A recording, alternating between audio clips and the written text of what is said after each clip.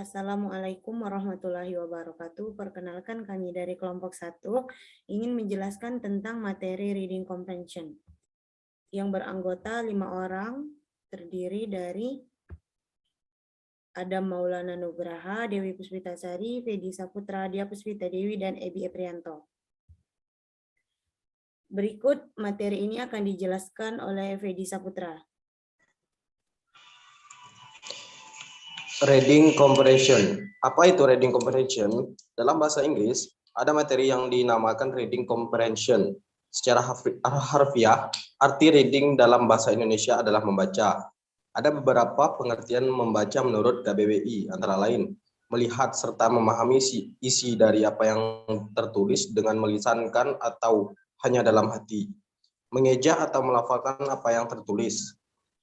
Jenis teks dalam reading comprehension. Untuk jenis teks sendiri, reading comprehension punya banyak teks dengan berbagai tema. Secara garis besar, ada beberapa kategori teks dalam materi reading comprehension, yakni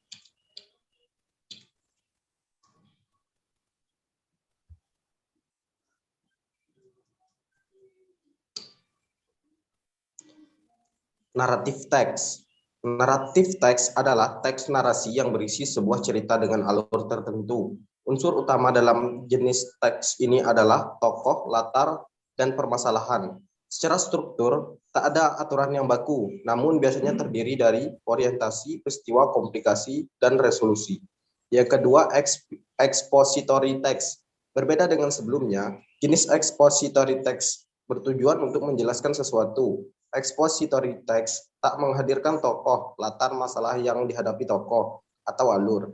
Teks ini akan memberikan informasi, memberi penjelasan, atau mengajak pembaca untuk melakukan sesuatu. Tips untuk menguasai reading comprehension ialah memperbanyak membaca, perkaya kosakata, pahami gramar dasar, temukan ide utama.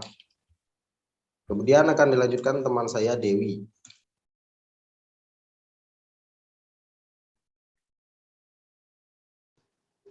Kemudian teknik quiz. Teknikal atau teknik. Teknik yang sering juga disebut dengan rekayasa merupakan penerapan ilmu dan teknologi untuk menyelesaikan permasalahan manusia seperti yang telah dijelaskan di atas. Teknik membuat segala sesuatu yang ada dalam kehidupan manusia menjadi jauh lebih mudah, lebih ringan, dan juga jauh lebih cepat. Tujuan teknik. Adapun tujuan teknik diantaranya yaitu 1. Menyelenggarakan Tridharma untuk menghasilkan tenaga profesional dalam bidang psikologi. Yang kedua, menumbuhkan jiwa wirausaha dan sikap mental serta perilaku beretika bagi peserta didik dalam bidang psikologi. Dan yang ketiga, menyelenggarakan lembaga bantuan psikologi bagi pengembangan dan pertumbuhan industri, organisasi, dan masyarakat pada umumnya.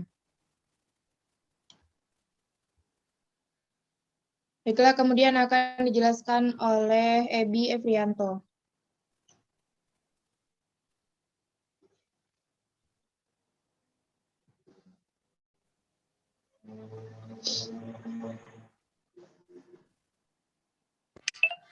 Strategis atau skimming dan scanning. Reading adalah salah satu kemampuan yang harus dimiliki seseorang dalam memperoleh informasi dari teks tertulis. Untuk memperoleh hasil yang maksimal, ada 2 teknik yang bisa digunakan, yaitu skimming dan scamming. Berikut ini penjelasan kedua teknik tersebut. Yang pertama, skimming adalah suatu teknik membaca dengan kecepatan tinggi untuk mencari hal-hal yang penting atau ide pokok dari suatu bacaan. Teknik ini sangat berguna karena kita hanya perlu membaca sepintas dan cepat, namun mendapatkan kesan keseluruhan dan umum dari bacaan tersebut. Langkah-langkah membaca skimming. 1. Membuat pertanyaan tentang apa yang akan kita cari dari suatu buku. Yang kedua, telusuri daftar isi atau kata pengantar. Apakah informasi yang kita butuhkan itu ada? Yang ketiga, dengan penuh perhatian, telusuri dengan kecepatan tinggi setiap paragraf atau subbab yang Anda hadapi.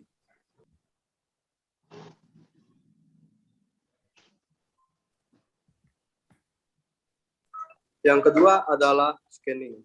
Salah satu teknik komprehensif yang pada kemampuan membaca sepintas secara cepat keseluruhan bahan bacaan. Teknik ini menerapkan cara membaca cepat untuk mendapatkan suatu informasi tanpa membaca yang lain-lainnya. Langkah-langkah membaca scanning berikut ini.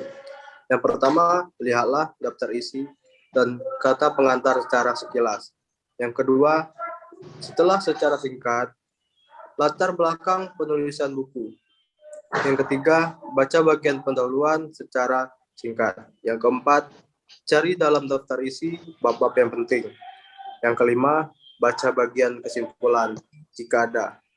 Yang keenam, secara sekilas daftar pustaka, daftar indeks atau spending. Selanjutnya akan dibacakan oleh teman saya. Yang terakhir yaitu Taufik. Topik adalah tema atau pesan umum yang luas.